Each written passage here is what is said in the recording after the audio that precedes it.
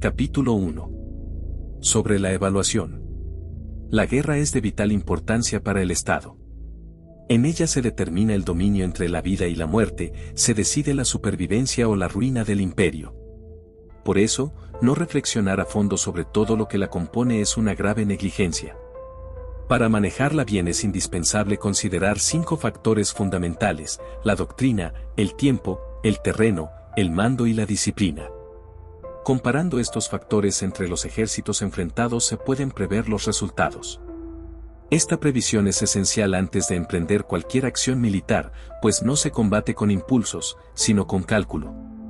La doctrina es aquello que mantiene al pueblo alineado con su soberano, dispuesto a seguirlo sin temer por la vida. El tiempo se refiere al yin y el yang, al día y la noche, al calor y el frío, a las estaciones cambiantes.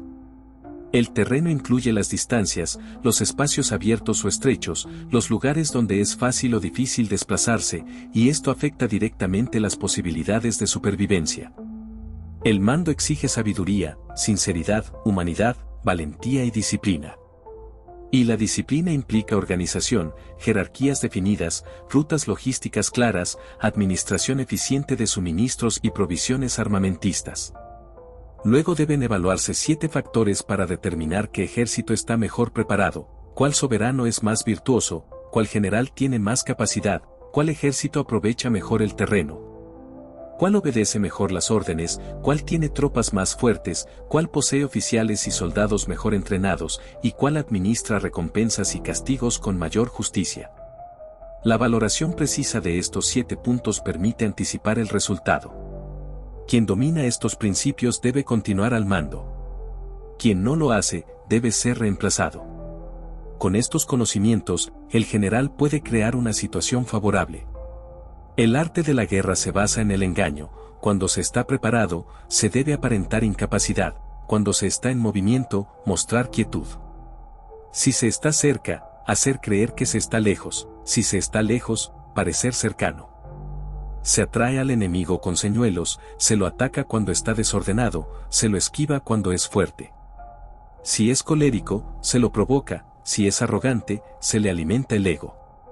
Si sus tropas están unidas, se les divide.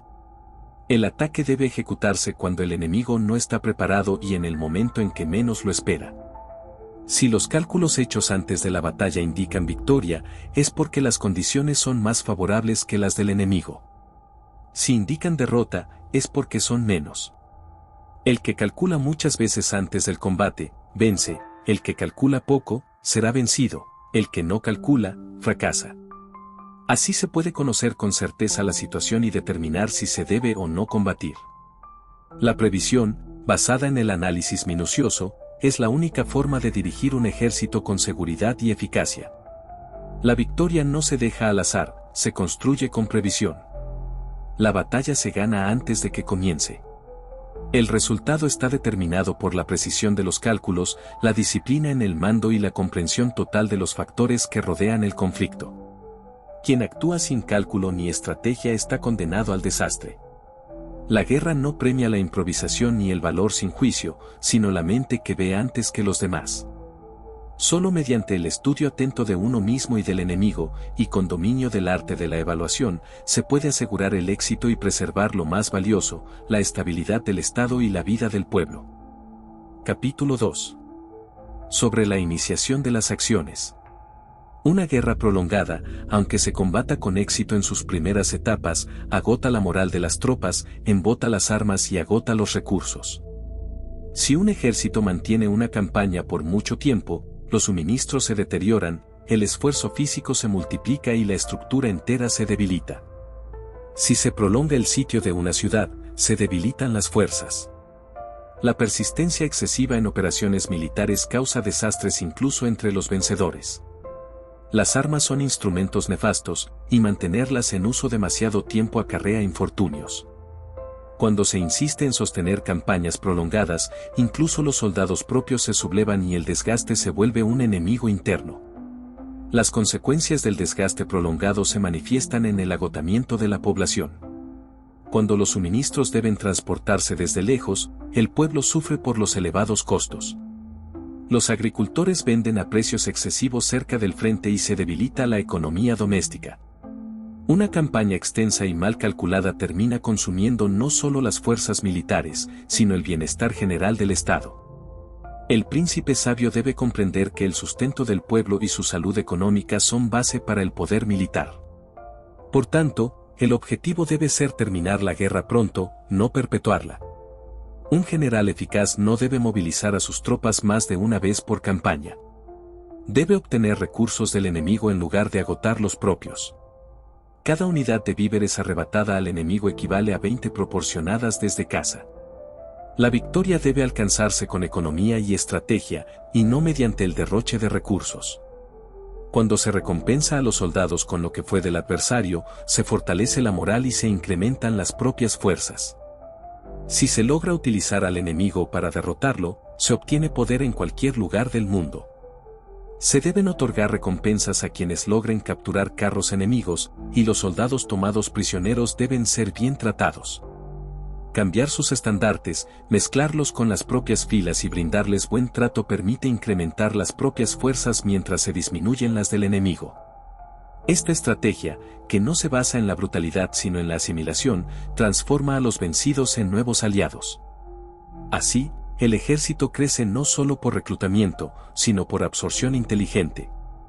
No se trata solo de ganar una batalla, sino de ganar una estructura más fuerte con cada victoria.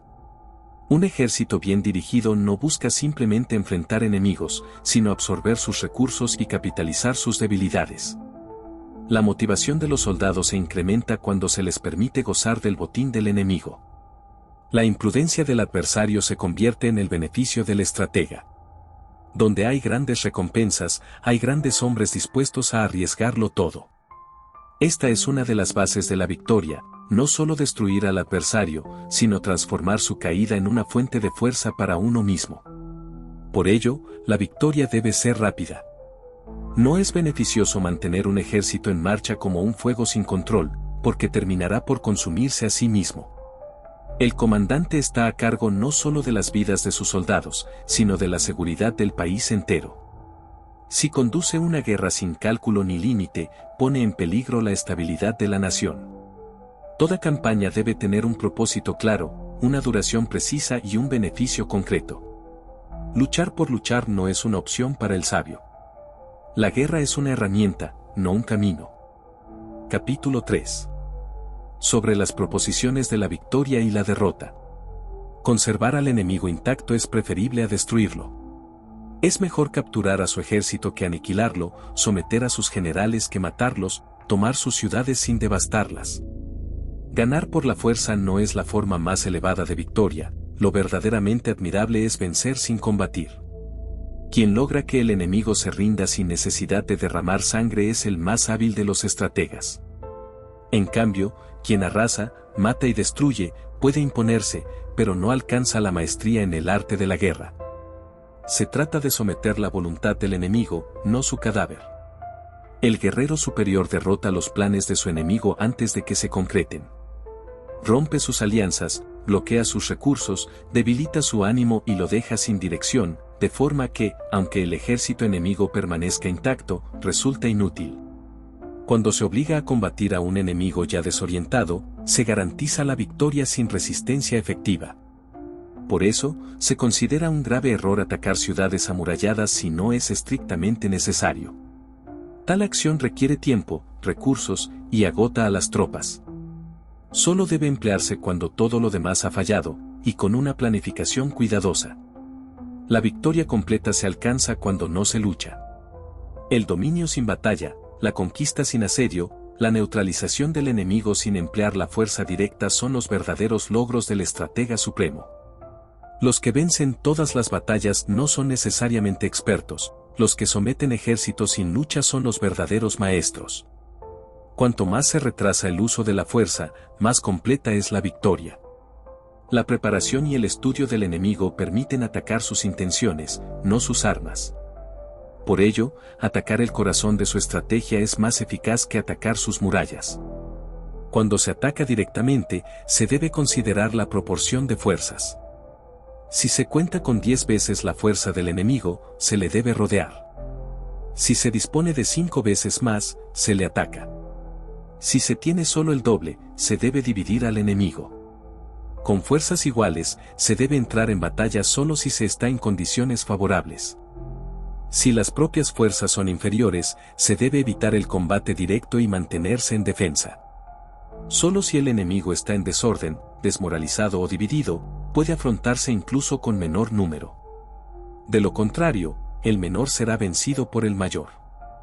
3 errores del gobernante civil pueden llevar al desastre: ordenar avanzar o retirarse sin comprender la situación, entrometerse en los asuntos militares sin conocimiento, y compartir el mando con el general sin respetar su autoridad. Estos actos generan confusión entre las tropas, vacilación entre los oficiales y desorden en el ejército.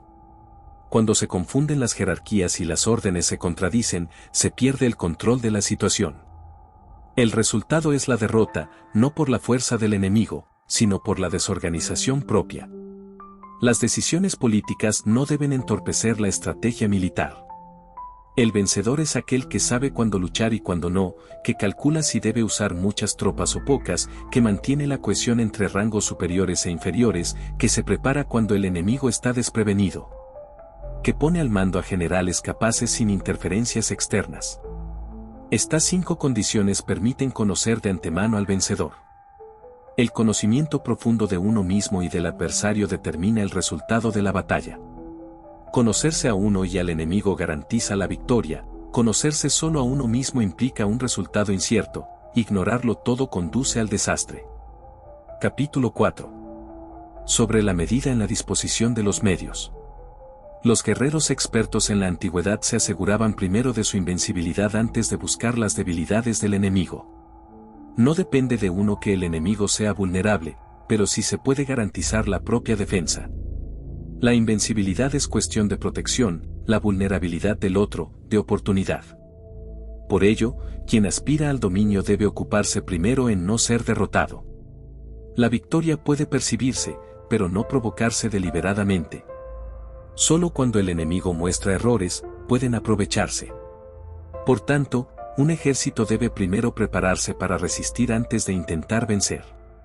Defenderse es tarea de quien no desea perder, atacar es acción de quien desea ganar. En los momentos de escasez, se debe preferir la defensa; en tiempos de abundancia, el ataque. El sabio espera el momento adecuado, oculta su disposición táctica y estudia al enemigo.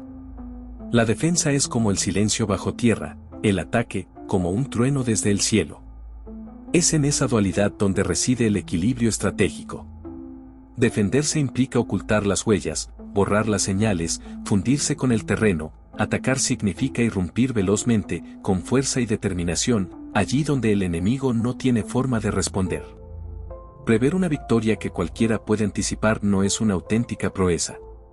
No requiere visión levantar un cabello, ni es necesario gran oído para oír el trueno, ni vista aguda para ver el sol. Ganar en lo evidente no es sabiduría. El arte consiste en detectar lo sutil, anticiparse a lo oculto, y vencer donde no se ve forma. Las victorias más admirables son las que no dejan rastro, las que nadie comprende cómo se lograron. El verdadero talento se manifiesta antes de la batalla, en la configuración previa del terreno, del ánimo y de la disposición. Por eso, el buen estratega gana primero, luego combate. Los mejores guerreros no dependen del azar ni del valor impulsivo. No improvisan. Se colocan en posición ventajosa desde el inicio, eligen cuándo y cómo actuar, y aseguran la victoria antes de moverse. Se imponen sobre ejércitos que ya estaban derrotados antes de luchar. La sabiduría verdadera no se muestra, el mérito superior no se anuncia. Quien ve lo invisible, quien gana sin combate, no necesita demostrar coraje. Resolver un problema antes de que surja no se considera valentía, pero es lo que separa a los expertos de los temerarios. Los que manejan bien las armas respetan el camino y observan las leyes. No atacan sin causa justa, no arrasan ciudades ni saquean templos. No destruyen lo sagrado ni lo útil. Dejan los pozos limpios, los árboles intactos y los campos productivos. Mantienen la disciplina no solo entre las tropas, sino en su paso por los territorios. La guerra justa no es anárquica. requiere contención, respeto y orden. Solo un ejército que se comporta con rectitud puede imponerse con legitimidad. La brutalidad es útil a corto plazo, pero arruina el corazón del ejército. Las reglas militares se sustentan en 5 pilares: medición, valoración, cálculo, comparación y victoria. A partir del terreno se mide, a partir de la medida, se valora, luego se calcula, se comparan los resultados, y entonces se obtiene la victoria. Esta cadena lógica demuestra que la victoria no es una casualidad, sino el resultado de un proceso técnico. Un ejército que sigue estos principios actúa como el agua acumulada en una quebrada, su forma no se distingue, pero su poder es inmenso. Cuando se libera, se precipita con fuerza arrolladora, arrasando todo a su paso. Así debe ser un ataque, inevitable, silencioso y devastador. Capítulo 5. Sobre la firmeza. La fuerza no es solo la energía bruta de un ejército, sino también su percepción. La victoria muchas veces no se alcanza por el poder físico, sino por la impresión que se genera en el enemigo. Gobernar sobre muchos como si fueran pocos es una cuestión de organización. Combatir contra un ejército numeroso como si fuera reducido es cuestión de distribución, de mostrar símbolos, banderas y formaciones que engañen y confundan. La firmeza radica en la capacidad de generar orden y de proyectar una imagen de poder que contenga al adversario antes de que actúe. La clave para vencer reside en la aplicación de métodos ortodoxos y heterodoxos. La ortodoxia representa lo directo, lo común; la heterodoxia, lo inesperado. El arte del comandante es saber combinar ambas hasta que el enemigo no pueda distinguir entre una y otra. Lo ortodoxo y lo heterodoxo se alternan como el día y la noche, formando un ciclo interminable. Cuando se logra esa fusión, el enemigo no sabe de dónde vendrá el golpe ni cómo reaccionar.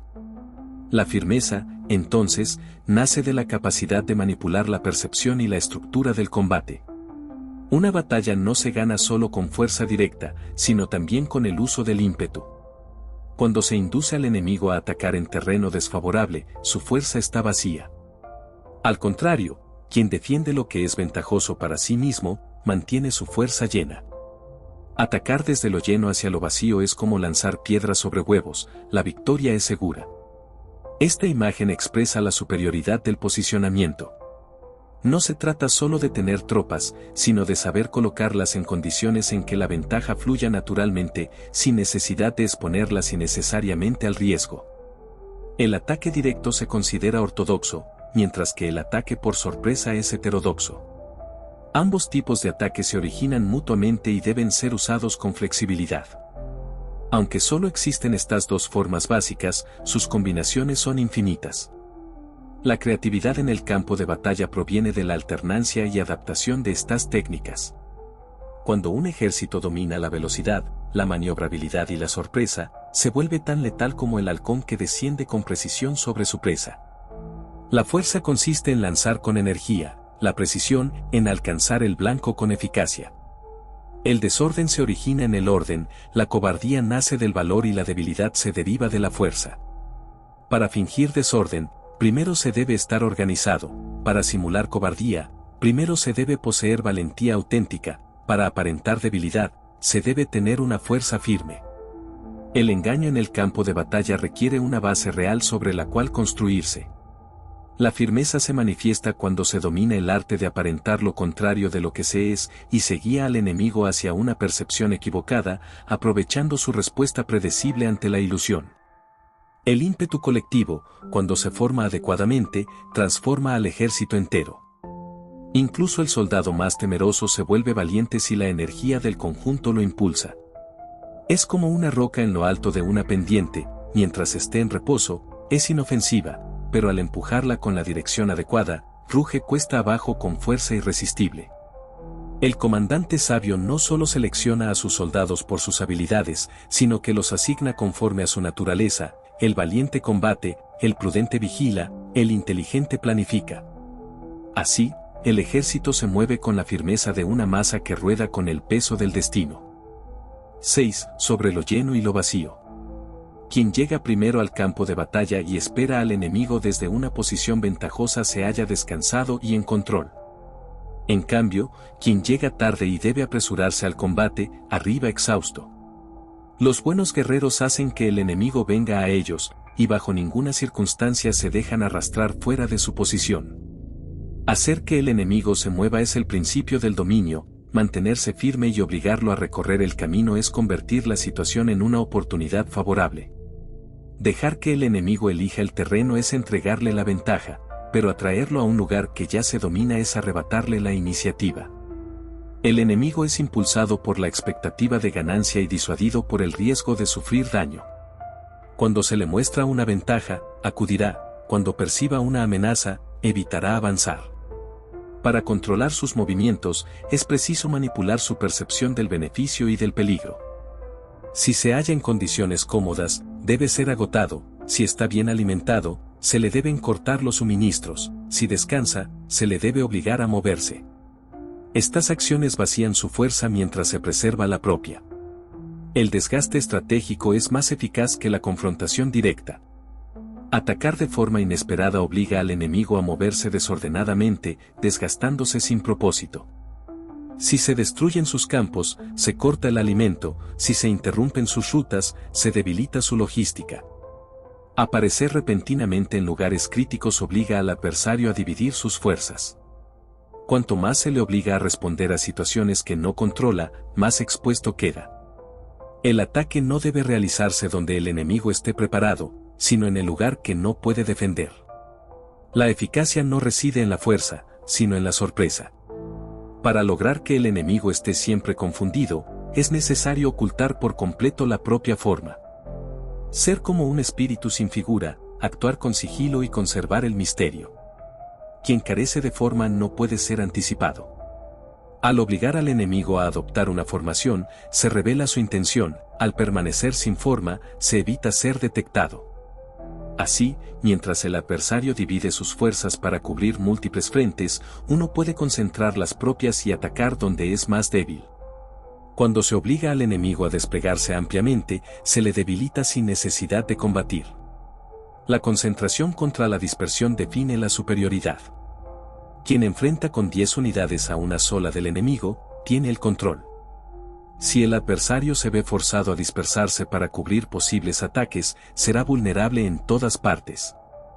La ausencia de forma permite avanzar sin resistencia, atacar sin ser detenido y retirarse sin ser alcanzado.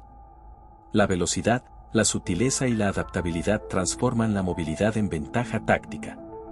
Moverse como el viento, golpear como el relámpago y desaparecer como una sombra son cualidades del ejército eficaz. La forma se adapta, pero la victoria permanece. La clave está en conocer al enemigo, provocar sus respuestas, observar sus hábitos y deducir sus intenciones. Atacarlo donde no esté preparado, inducirlo a mostrar sus debilidades, y actuar en consecuencia. La victoria no se basa en una repetición mecánica, sino en adaptarse constantemente. Así como el agua fluye hacia donde encuentra menos resistencia, las tropas deben avanzar hacia donde el enemigo es más débil. La forma del ejército debe ser tan cambiante como la del agua, ajustándose al terreno, al tiempo y a la conducta del adversario. Esa es la esencia de actuar desde lo lleno hacia lo vacío. Capítulo 7. Sobre el enfrentamiento directo e indirecto. La conducción de un ejército comienza con la autoridad civil que ordena la movilización y concentra las tropas. Sin embargo, una vez en marcha, la lucha armada se convierte en el arte más complejo y arduo de todos. La dificultad no radica únicamente en el enfrentamiento físico, sino en la necesidad de transformar las grandes distancias en cercanía, y convertir los obstáculos en ventajas estratégicas. Quien domina el arte de la guerra logra que el enemigo perciba la distancia como seguridad, mientras él se mueve rápido y llega primero. A través del engaño, de rutas indirectas y señuelos, el estratega hace parecer que su ejército está lejos, cuando en realidad ya se encuentra en posición para atacar. Incluso partiendo después que el enemigo, puede llegar antes si conoce bien el terreno y manipula la percepción del oponente. Así, se logra la victoria mediante el dominio del tiempo y el espacio, no solo por fuerza. El uso inteligente de una fuerza militar implica no solo mover tropas, sino saber cuándo dividirlas y cuándo combinarlas. Para obtener una ventaja a gran distancia, No se debe mover todo el ejército completo, pues el desgaste sería devastador. Moverse de día y de noche sin pausa, duplicando la velocidad para llegar a tiempo, solo logra agotar a los soldados. En ese caso, solo los más fuertes llegarán, y la mayoría se dispersará o se retrasará. Si se lucha por una ventaja a 50 kilómetros de distancia, la mitad del ejército quedará atrás. Si se extiende a 30 kilómetros, solo 2/3 podrán estar presentes en el momento decisivo. Por ello, antes de mover al ejército, se debe conocer perfectamente la distancia, las condiciones del terreno y la capacidad de respuesta de las tropas. La estrategia no consiste en ir más lejos, sino en hacerlo con precisión. En el corazón de la maniobra militar se encuentra el conocimiento del terreno. No se puede mover una fuerza con seguridad sin conocer las montañas, los desfiladeros, los pantanos, los caminos ocultos y las rutas principales. Solo utilizando guías locales o informantes experimentados se puede sacar ventaja de las condiciones del espacio. Sin este conocimiento, la fuerza militar se vuelve torpe, pierde tiempo, se dispersa y se expone.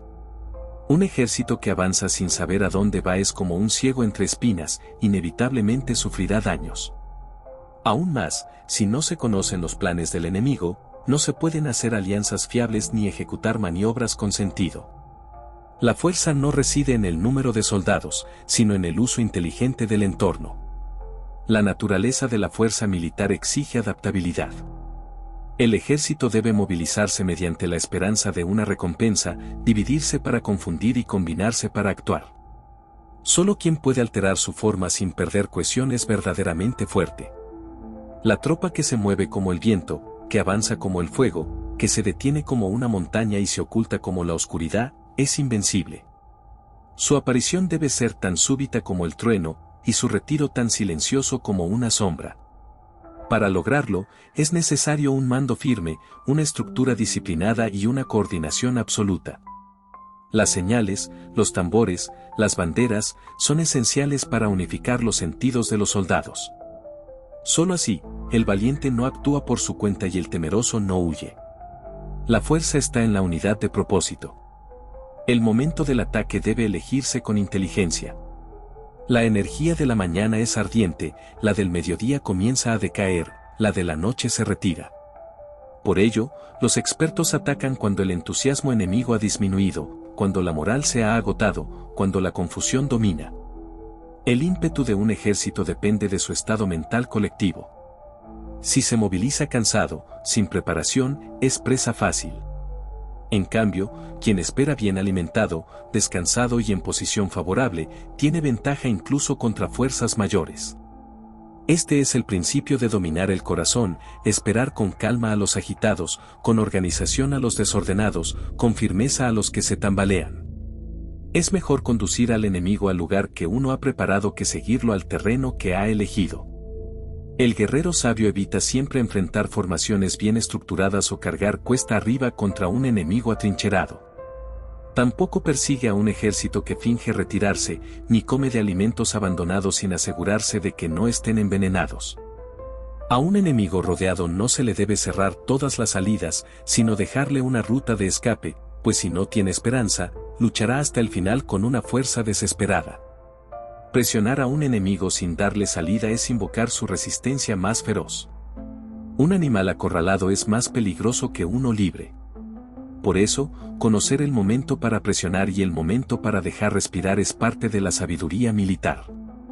Estas son las leyes del enfrentamiento: actuar con inteligencia, dominar el espacio, controlar el tiempo y mover el ánimo como si fuera una palanca. Capítulo 8. Sobre los 9 cambios. En las operaciones militares, el general no debe establecer su campamento en un terreno difícil ni permanecer en lugares aislados o áridos.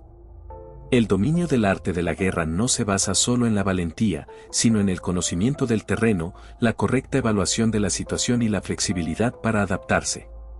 Cuando se está en un terreno cerrado, rodeado por pasos escarpados y rutas limitadas, lo prudente es trazar una estrategia de salida inmediata. En cambio, si el terreno es mortal, aquel donde no hay escapatoria, la única opción viable es luchar con todo. Cada tipo de terreno requiere una reacción adecuada, y la falta de adaptabilidad puede ser la causa de una derrota segura. No todas las rutas deben ser seguidas, ni todos los ejércitos deben ser atacados. Algunas ciudades no deben ser rodeadas, ni todos los terrenos deben ser disputados. Incluso las órdenes del soberano pueden y deben ser ignoradas si van en contra del juicio militar. El general que comprende cómo actuar según las condiciones cambiantes del terreno y del enemigo es quien puede realmente manejar a las tropas con éxito. La estrategia debe estar siempre en movimiento y no atada a una doctrina rígida. Solo aquel que domina las posibilidades de adaptación, aun en medio de la incertidumbre, puede considerarse hábil. Un general que no sabe ajustar sus planes al momento presente, aunque conozca los mapas y la disposición del terreno, se verá superado. Igualmente, aquel que conoce el objetivo final, pero no sabe cómo hacer que los soldados lo persigan, tampoco podrá movilizar un ejército. Por eso, el éxito no proviene únicamente del conocimiento, sino de la habilidad para cambiar en el instante oportuno. Quien mantiene una estrategia fija, sin considerar las transformaciones del entorno, pierde la ventaja. El movimiento es esencial, la rigidez, peligrosa. Las personas sabias consideran tanto el beneficio como el daño. Cuando se evalúa un beneficio potencial, se actúa; cuando se prevé un daño, se previene. Esta doble consideración permite encontrar soluciones y oportunidades. El daño puede convertirse en una trampa para el enemigo, mientras que el beneficio puede ser un cebo para atraerlo a una posición vulnerable. Quien mantiene ocupado al enemigo, obligándolo a moverse sin descanso, termina por desgastarlo. Pero antes de lograrlo, se debe haber fortalecido internamente, construir un ejército sólido, un pueblo próspero y una estructura de gobierno armoniosa. No se debe confiar en que el enemigo no vendrá, sino en la propia preparación para recibirlo. Tampoco es prudente suponer que no atacará, sino estar seguros de que no hay forma de ser vencidos. Esta es la mejor estrategia de todas, prepararse en la calma para enfrentar la tormenta. Así como el caos puede nacer del orden, también se puede evitar la catástrofe desde la estabilidad. Anticiparse al peligro antes de que tenga forma es la esencia de la estrategia. Quien espera al desastre para reaccionar, ya ha perdido la ventaja. Existen 5 defectos peligrosos en los generales: el que busca morir con heroísmo puede perecer inútilmente, el que teme perder su vida puede ser capturado, el colérico puede ser provocado fácilmente. El puritano puede ser humillado, el compasivo puede ser manipulado. Estos rasgos, aunque parezcan virtudes, se convierten en amenazas cuando son desmedidos o mal situados. El enemigo, con astucia, puede explotarlos para desequilibrar a un comandante. La virtud debe estar acompañada por la claridad de juicio, y el carácter fuerte debe estar templado por la razón. El buen general se rige por la situación, no por el deseo de gloria ni por las emociones pasajeras. No busca el honor inmediato, ni teme el fracaso momentáneo. Cuando ve una oportunidad, actúa con ferocidad; cuando no la hay, se repliega sin vergüenza. Su acción y su inacción se basan en el cálculo, no en el capricho. No se enfada por provocaciones ni se complace con adulación. Conduce a sus tropas como un arquitecto que diseña estructuras resistentes, con precisión, con lógica y con la mirada siempre puesta en el resultado final. Esa es la medida del verdadero estratega. Capítulo 9. Sobre la distribución de los medios. Las maniobras militares son el resultado directo de una planificación estratégica adecuada. Su propósito no es solo mover tropas, sino situarlas en condiciones ventajosas que les permitan actuar con precisión. Cuando se busca observar al enemigo desde una posición favorable, se debe atravesar con rapidez las montañas y colocarse en los valles que permitan una visión clara de sus movimientos. Siempre que se combata en zonas montañosas, se debe procurar atacar desde las alturas y evitar avanzar cuesta arriba. Quien domina las elevaciones domina el combate. El conocimiento topográfico se convierte en un arma tan poderosa como cualquier espada, y es responsabilidad del comandante elegir el terreno desde donde puede ejercer dominio físico y psicológico. En toda operación es esencial evitar que el agua divida al ejército. Un río entre dos mitades de tropas representa una fractura fatal. Si se debe atravesar un río, lo prudente es dejar que el enemigo cruce la mitad de sus fuerzas y entonces atacarlo en ese punto de vulnerabilidad. Nunca se debe enfrentar directamente a un enemigo mientras está cruzando el agua, lo adecuado es dejarlo expuesto a mitad del tránsito. También se debe evitar acampar en las orillas de los ríos, ya que las corrientes pueden arrastrar veneno o causar inundaciones súbitas. Si es necesario acampar allí, debe hacerse en las zonas elevadas y soleadas, lejos de los bancos vulnerables, cuidando cada detalle de seguridad y previsión. Los pantanos y zonas fangosas son especialmente peligrosos. Deben cruzarse con rapidez, sin detenerse. Si el enemigo se encuentra en medio de un terreno de esta naturaleza, lo mejor es no adentrarse. En su lugar, hay que mantenerse cerca de plantas acuáticas o árboles que ofrezcan cobertura y estabilidad. En las llanuras, lo recomendable es tomar posiciones que permitan maniobrar con soltura, manteniendo las elevaciones del terreno a la derecha y la retaguardia, mientras se observan los puntos bajos y posibles rutas de escape o contraataque. La distribución cuidadosa de los medios y la elección consciente de cada posición determinan la eficacia de todo ejército, sin importar su número. Un ejército fuerte no solo cuida su fuerza militar, sino también la salud de sus soldados. Un terreno húmedo o mal aireado puede propagar enfermedades con rapidez, debilitando la moral y la resistencia física. Se prefiere el terreno elevado por ser más seco, con mejor aire y menor presencia de insectos o agentes patógenos. Un general que ignora las condiciones del suelo, que permite que sus hombres acampen donde hay niebla, lodo o agua estancada, está condenando a su ejército a la decadencia antes incluso de enfrentar al enemigo. La higiene y la logística deben considerarse armas invisibles, cuyo valor se revela con el paso de los días. Todo lo que parezca un accidente natural del terreno puede convertirse en una trampa. Las hondonadas, las grietas, las rutas estrechas, los bosques espesos, deben ser inspeccionados con extrema cautela. Pueden albergar emboscadas o espías. En estos casos, es imprescindible descender del caballo, observar con atención cada sombra, cada rama, cada sonido. El enemigo que se esconde en la quietud es el más peligroso, pues golpea cuando no se espera. Incluso los pozos deben revisarse, pues podrían estar contaminados o utilizados como escondite de observadores que recopilen información clave. La vigilancia debe ser constante.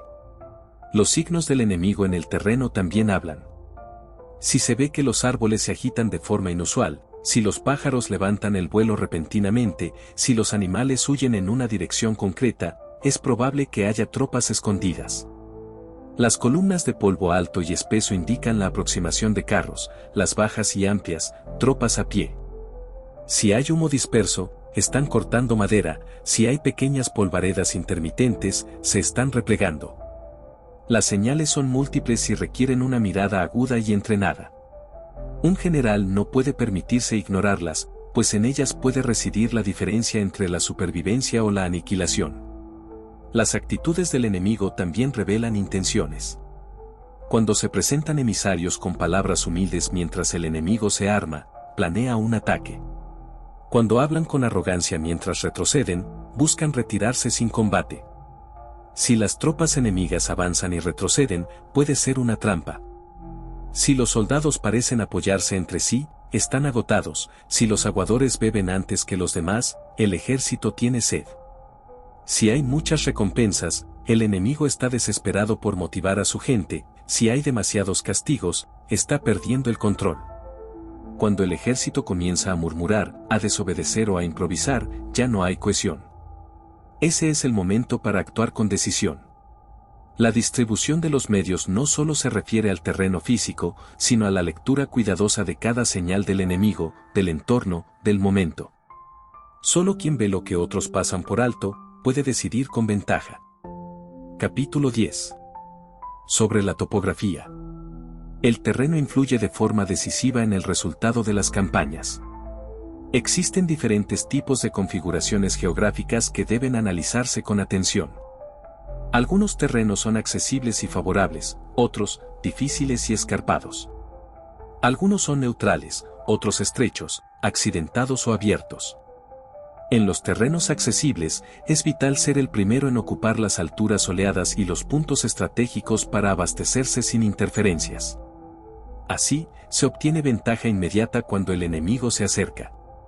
La disposición del terreno no solo facilita la movilidad y el posicionamiento, sino que permite condicionar al enemigo a actuar desde la desventaja.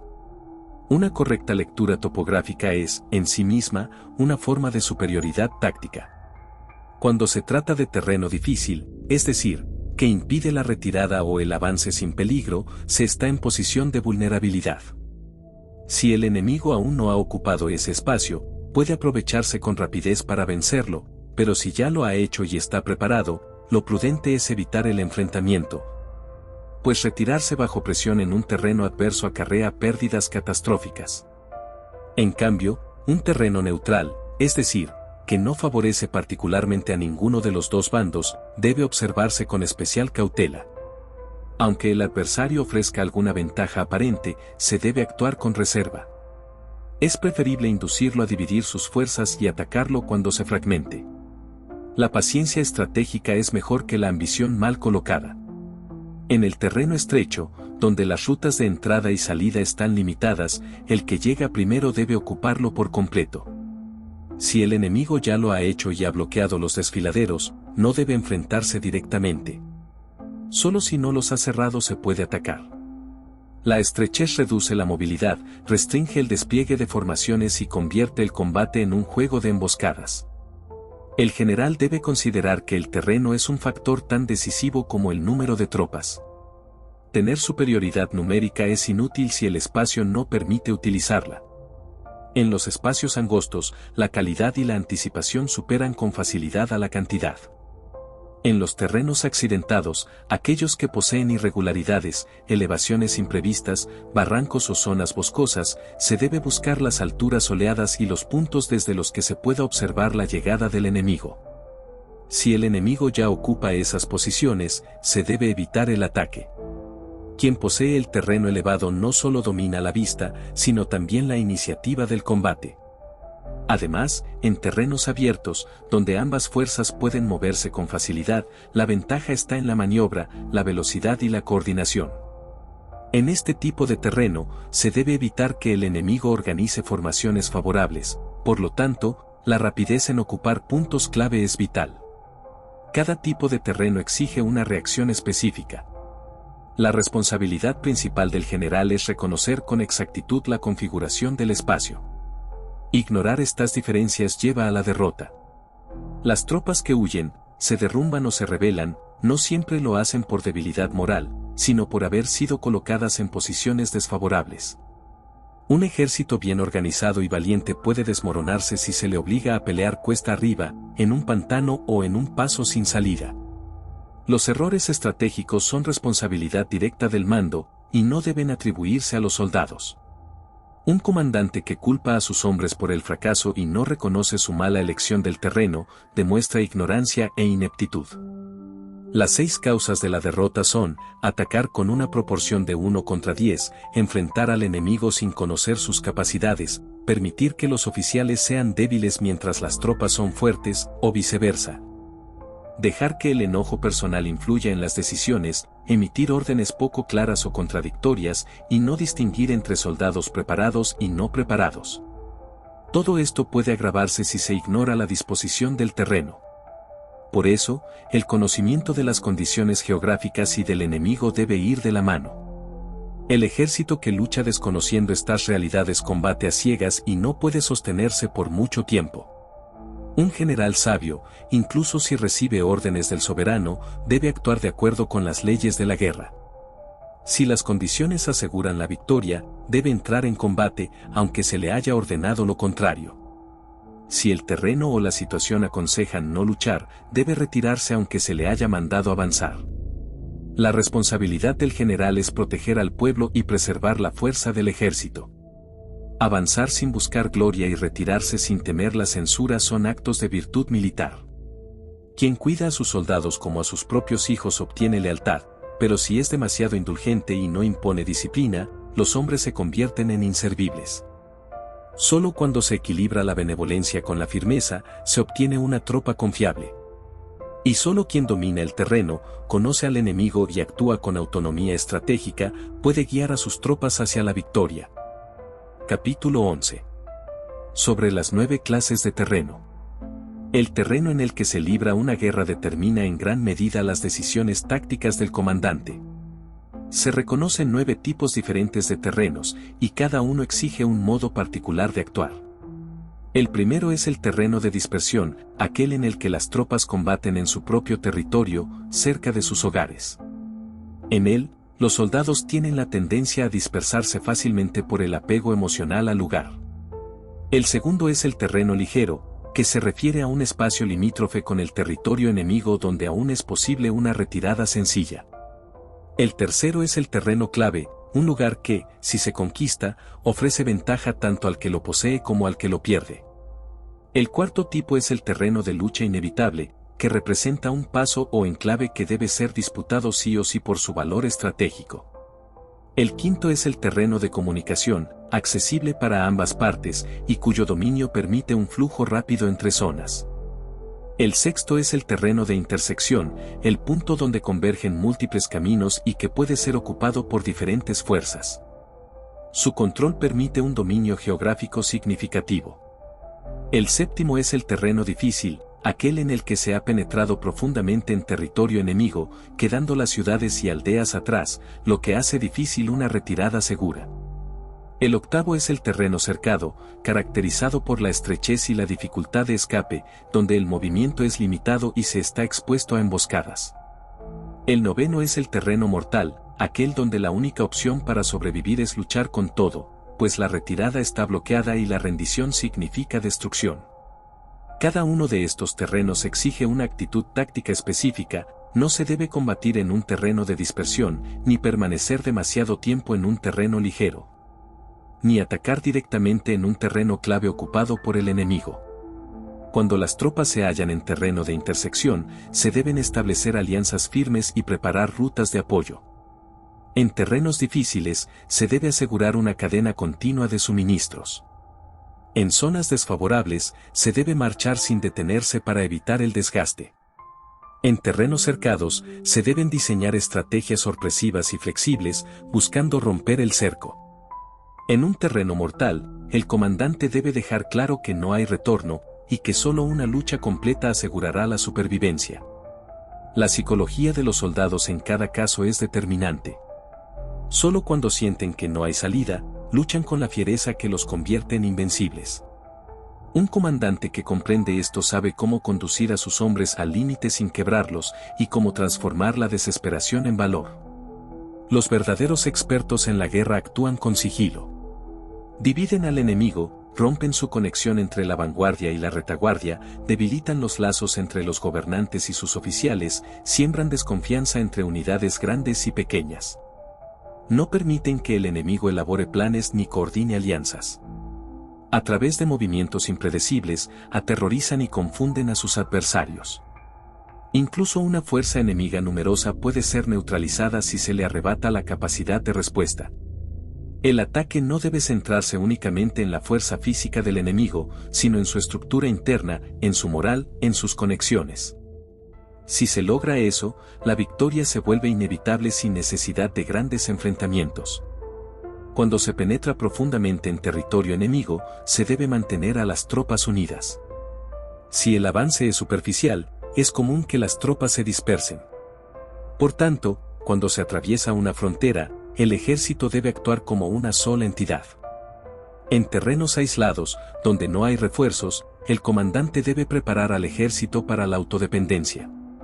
En terrenos de comunicación, debe aprovechar cada oportunidad para negociar alianzas temporales o asegurar puntos de abastecimiento. En los terrenos más peligrosos, como los cercados y los mortales, debe infundir en sus tropas la idea de que no hay alternativa. Quien piensa que no puede escapar, lucha con una voluntad distinta, más brutal y decidida.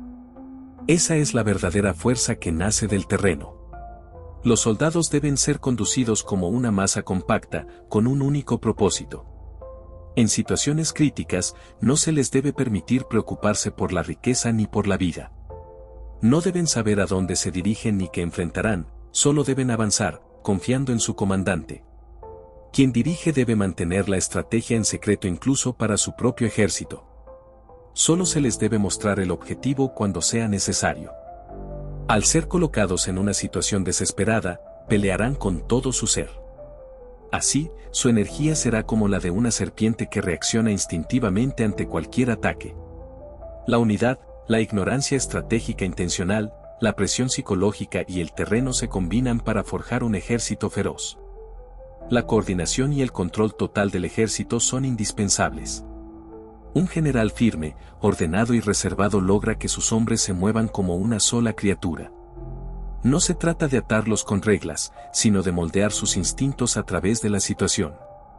Al enfrentarse a un terreno mortal, deben pensar que su única esperanza está en avanzar. Se retira la posibilidad de volver atrás, y entonces se libera el potencial máximo del ser humano. Bajo estas condiciones, incluso tropas débiles se tornan temibles. El arte está en hacer que todos piensen como uno solo, que reaccionen sin dudar, que confíen ciegamente.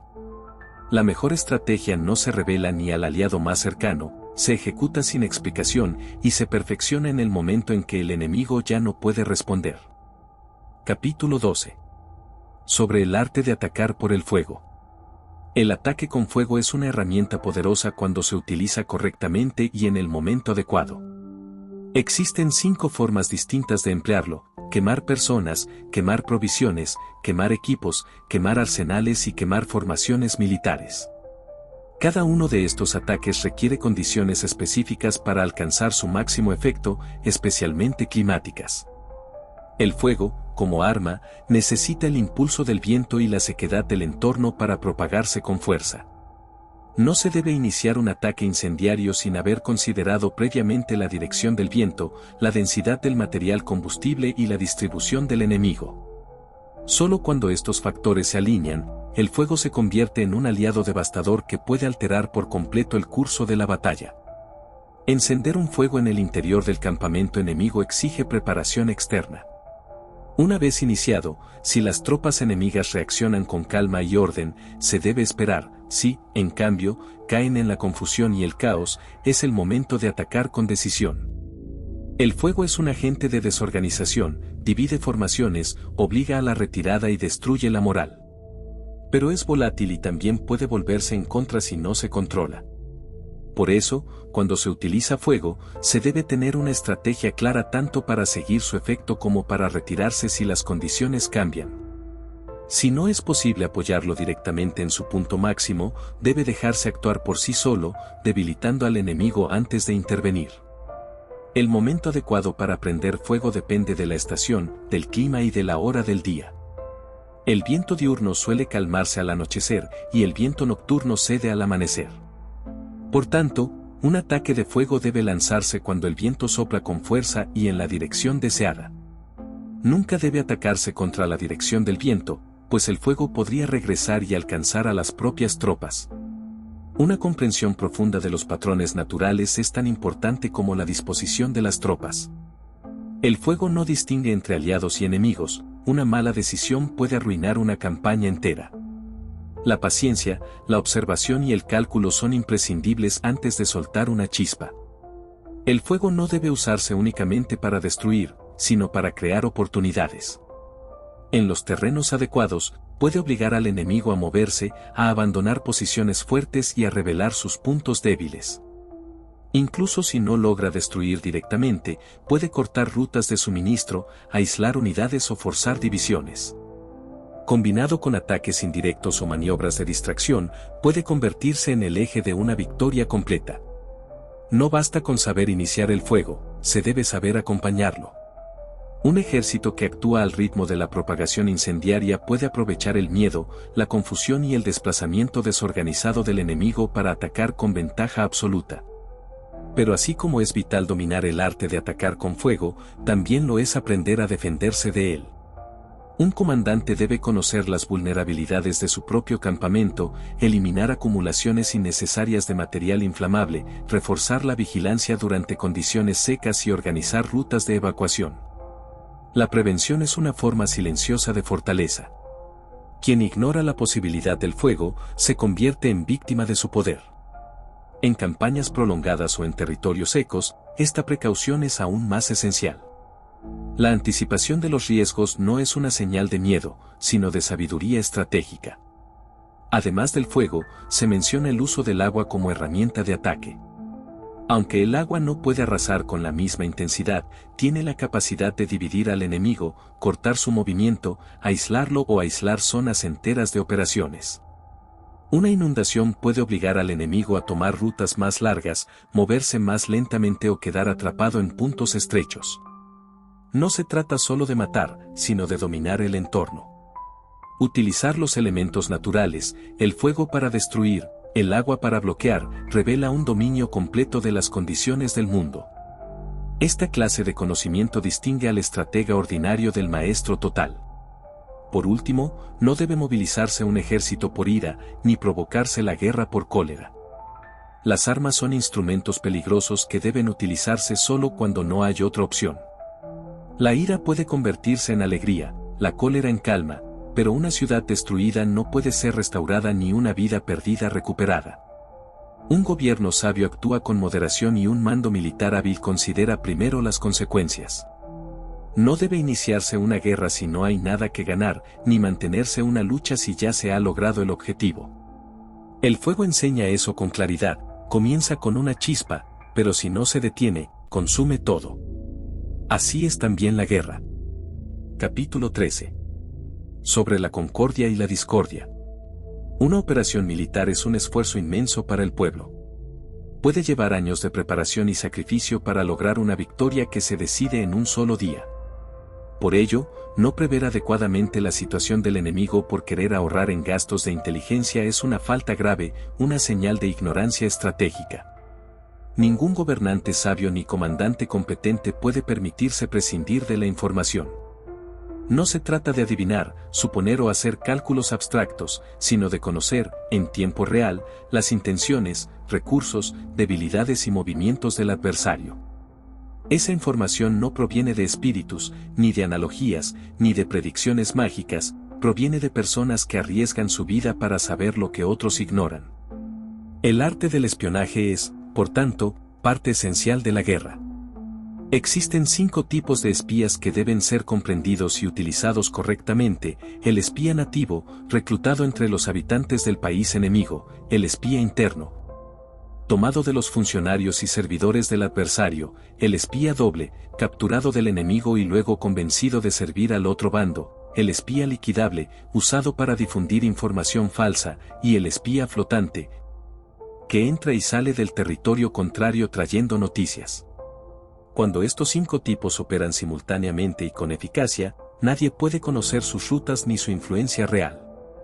A eso se le llama genio organizativo, y es una cualidad que debe poseer tanto el soberano como su general. El espía nativo conoce la cultura, las costumbres, las rutas y la estructura del enemigo, y por tanto, puede moverse con facilidad y sin levantar sospechas. El espía interno tiene acceso a la información más delicada, órdenes, movimientos, estrategias. Si se le maneja con prudencia, puede ofrecer una ventaja incomparable. El espía doble es el más valioso, porque no solo conoce las intenciones del enemigo, sino que puede ser utilizado para difundir desinformación.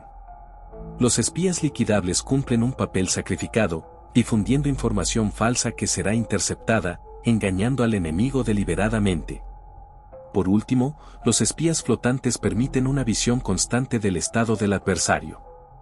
Su utilidad es estratégica, su manejo requiere inteligencia fría y su cuidado, absoluto. No existe otra función en el ejército que deba manejarse con tanto secreto como la del espionaje. A los espías se les debe tratar con máxima discreción, con recompensas generosas y con protección total. Si un espía es descubierto antes de cumplir su misión, tanto él como quien filtró la información deben ser eliminados sin titubeos. El daño que puede causar un espía comprometido supera al de una legión enemiga. El secreto es el alma de la información. No se puede permitir que los planes estratégicos circulen libremente o lleguen a oídos del enemigo. La traición nace de la negligencia, y la ruina de un ejército puede depender de una sola palabra mal dicha. Antes de atacar un ejército, una ciudad o una persona clave, se debe conocer a fondo a quienes la defienden, sus generales, sus aliados, sus mensajeros, sus centinelas y sus criados. Esa información solo puede ser obtenida por medio de espías bien colocados. Cada estructura enemiga tiene sus puntos ciegos, y estos se revelan mediante el conocimiento directo, no por deducción. Así, se pueden planear ataques personalizados, aprovechar fracturas internas, sobornar a los más vulnerables y sembrar desconfianza dentro de las filas contrarias. Cuando el enemigo desconfía de los suyos, se fragmenta desde dentro. La victoria, en ese caso, no necesita armas, se logra con inteligencia, infiltración y manipulación precisa. La esencia de un buen espionaje está en saber transformar a los espías enemigos en propios. El arte consiste en detectarlos, ofrecerles mejores condiciones, recompensarlos con inteligencia y convencerlos de que les conviene cambiar de bando. Estos agentes dobles, una vez convencidos, pueden ser utilizados para reclutar espías nativos e internos, sembrar información falsa a través de espías liquidables y sincronizar los movimientos de los flotantes.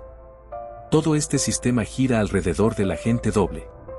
Por ello, deben ser tratados con honor, astucia y generosidad.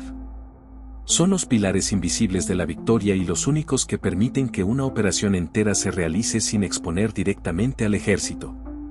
El espionaje no es un complemento de la estrategia militar, es su columna vertebral. A través de él se determina si se debe avanzar o retroceder, atacar o aguardar, dividir tropas o concentrarlas. Un ejército que actúa sin conocer la posición y estado del enemigo lo hace a ciegas. Un general que desprecia el valor del espionaje, desprecia su propio destino. Por ello, solo un gobernante brillante o un comandante sabio puede manejar espías con éxito. Y solo quien conoce profundamente esta herramienta puede alcanzar victorias extraordinarias. La información es poder, y quien la controla, controla la guerra.